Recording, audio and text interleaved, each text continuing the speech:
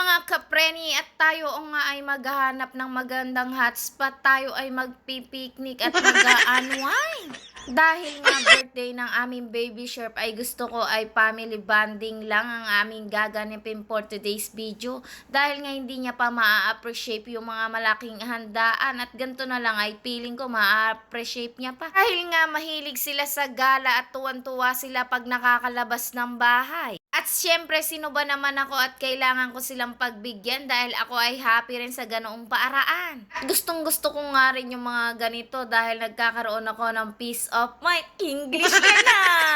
At nakakapag-usap na kami at nakakapagkwentuhan ng mga bagay-bagay na nakakaalis ng stress namin sa buhay.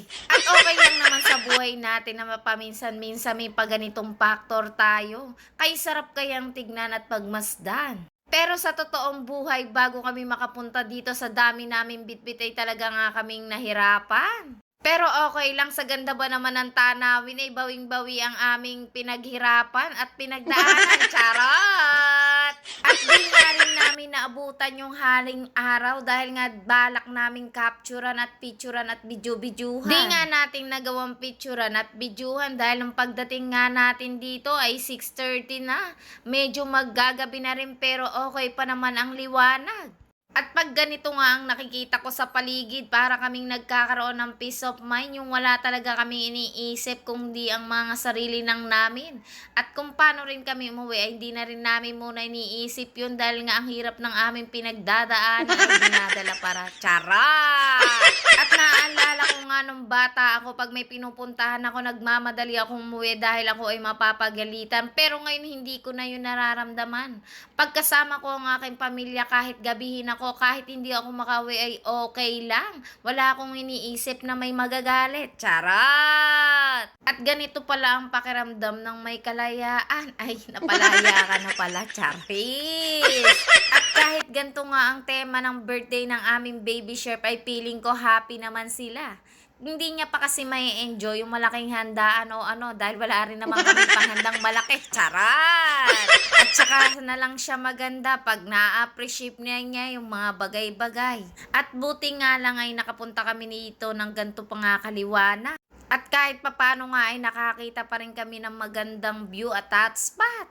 Pagtambay-tambay naman kami kahit isang oras lang, bawi ang aming pinagdaanan na hirap sa aming mga pinagdadala. Lalo na ang aming ate dahil dala-dala nila yung mga sasakyan nila habang naglalakad nga ang aming ate ay panay ang muryot niya.